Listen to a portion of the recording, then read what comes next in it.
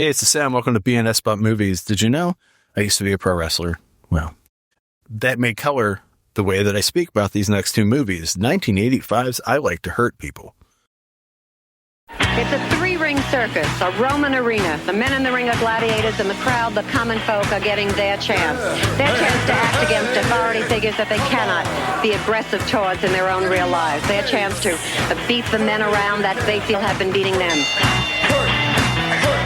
Stretch it now. Come on. It's a natural fact. Gotta look to attack and see your face. Wrestling is an action sport, body contact, and regardless of what the opinion of the general public is supposed to be, violence. And wrestling gives you all three: a lot of violence, a lot of body contact, and of course a lot of action. I am not your manager. Tonight, I am going to be in the corner of the real man, the real champion. I'm nervous, I'm crazy now. Well, the just calm champion down. is Just calm down. Like to hurt people. I like to hurt people. I like to hurt them good.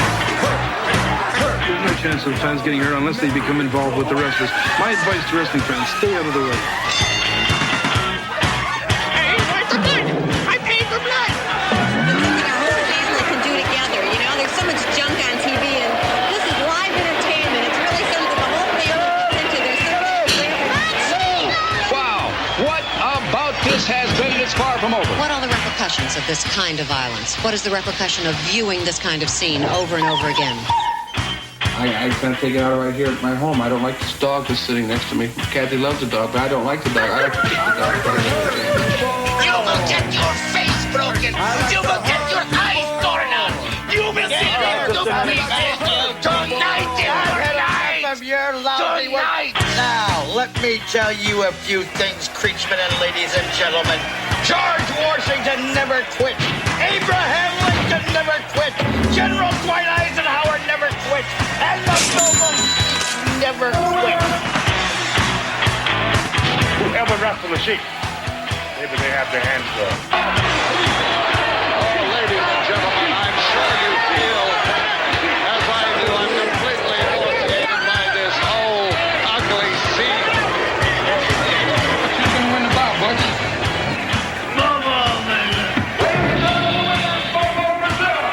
I've been out to that Sheik for so long, all I can think of is to break his neck. The Sheik's crazy. I mean, there's no doubt about it. Tonight, I'm gonna break his wrist. The most dangerous wrestler I've ever officiated. Well, there's no question at all. It's got to be the Sheik. He is the most vicious and best wrestler in the wrestling world. Everybody knows that the Noble Sheik is even a scientific wrestler, and he is one of the best. As far as I'm concerned, this is why I manage him. The Sheik, the Noble Sheik will be there to meet any of you men that have guts enough to accept the challenge. The men in the ring, they're gladiators, and the people around are just as they were in the times of Rome, watching the brute force of one human being against another.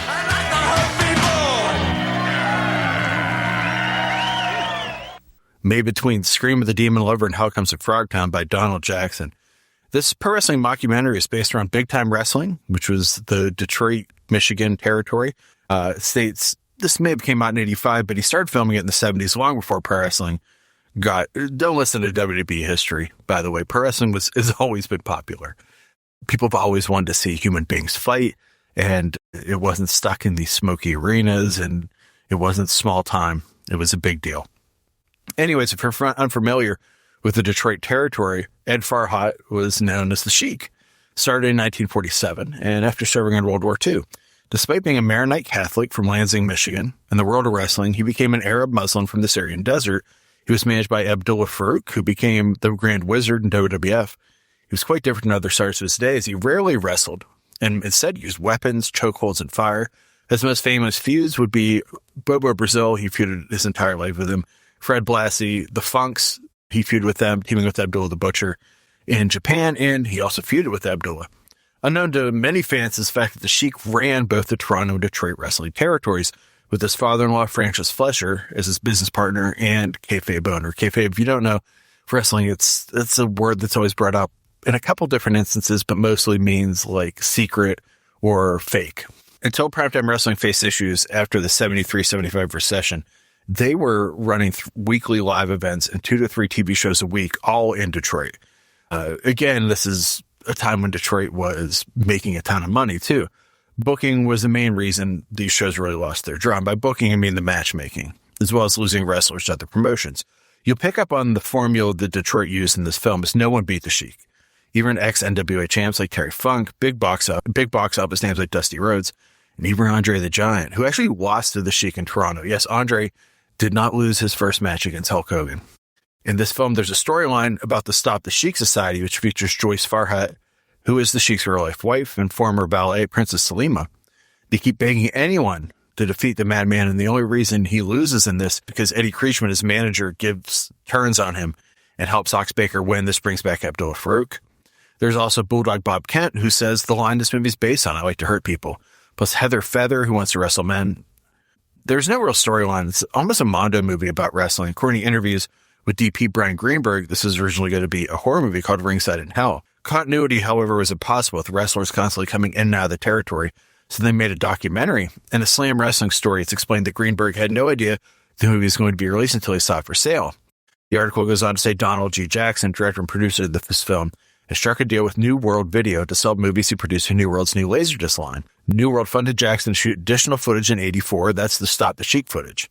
I also discovered that cameraman Dennis Skotak would go on to work on special effects for The Abyss, Aliens, Forbidden World, Galaxy of Terror, and more. There's also a therapist that shows up in this movie, Sonia Friedman, and if you watch CNN in the 90s and 2000s, that's Sonia Live. There's a ton of wrestlers. That's probably the best part about this movie is that a lot of this footage was destroyed by stations. They would tape over these things, and there's not really a lot of record of a lot of the territories. So you get to see Dick the Bruiser, Al Costello and Don Kent, the Fabulous Kangaroos, Luke Graham, Abdullah the Butcher, Andre, the Funk Brothers. In a world where the past of wrestling is now controlled by someone else, this serves as a reminder that this is what wrestling was like, and it's not all clean. There's a lot of blood, there's a lot of violence, but the consistent crowds and unforgettable characters existed long before the WWE took over the history of wrestling. The champion, Skull Crusher Johnson, is gouging Mad Dog's eyes. Mad Dog staggers back. Skull Crusher adds a shot to the throat. In 1979, an event occurred that changed the history of mankind as we know it. It was the year of the great championship battle between Skull Crusher Johnson and Mad Dog Joe DiCurso. And is slingshotting himself around the ring, building up momentum with a full head of steam. He heads for Mad Dog Joe, but the champion goes headfirst into the ropes. In a remarkable demonstration of wrestling artistry, Mad Dog employed a new and devastating combat technique. Oh no! He decapitated his opponent. Joe DiCurso has just decapitated the champion! Being a deeply sensitive sportsman, Mad Dog fell into a deep depression and 120 feet into the San Francisco Bay. But did he really? Now, today, every man, woman, and child on the planet asks the number one question.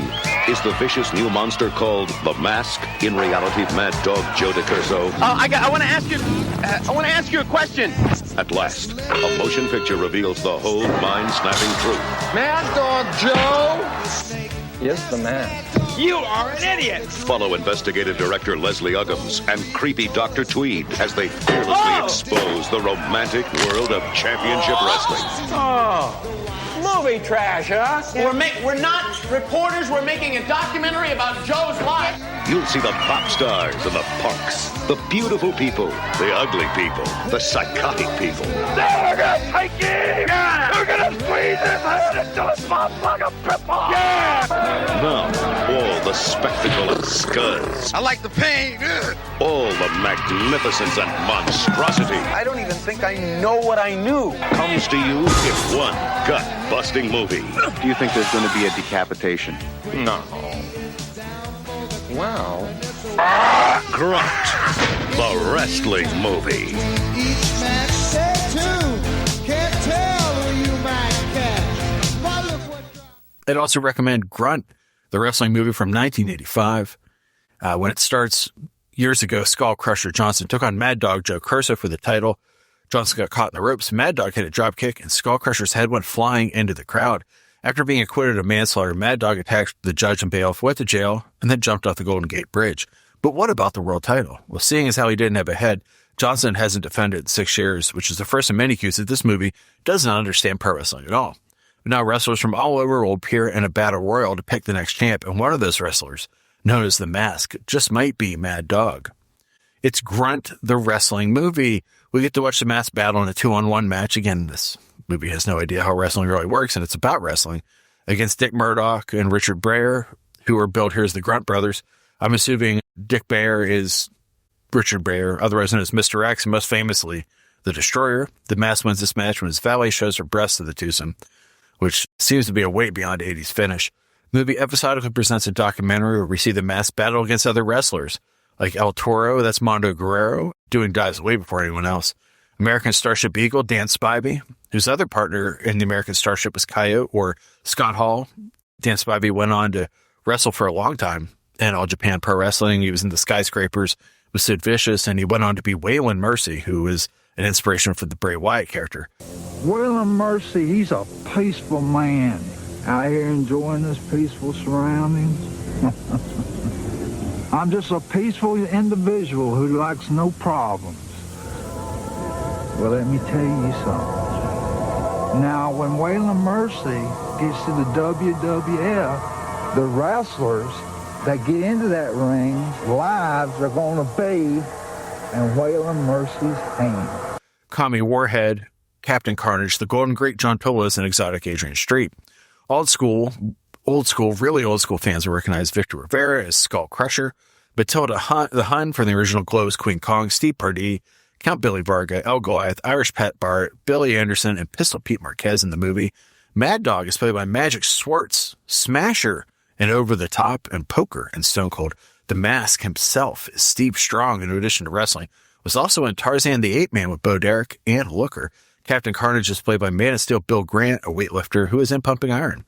What's interesting, Wally George shows up, yes, in today's conservative Fox News-style television world. Wally may be forgotten, but at one point, Mr. Conservative was the innovator of combat TV. Just as fake as pro wrestling, of course, but it made for entertaining trash. He'd go on to appear in films like Repossessed and Nightmare on Elm Street 5, The Dream Child, as well as doing commentaries on roller games, a sadly abortive 90s attempt to bring back roller derby before it went from being a work sport. Yes, roller derby, also a work sport, but now a real one, which is the exact opposite trajectory of pro wrestling.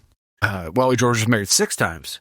Before you can say he contributed nothing of value to this world, his daughter is Rebecca De Mornay.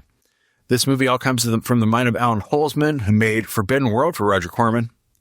You can probably should check this out. I think it's a good, again, it's a like Los Angeles territory kind of thing, and it shows you what wrestling was like before Vince McMahon took it over.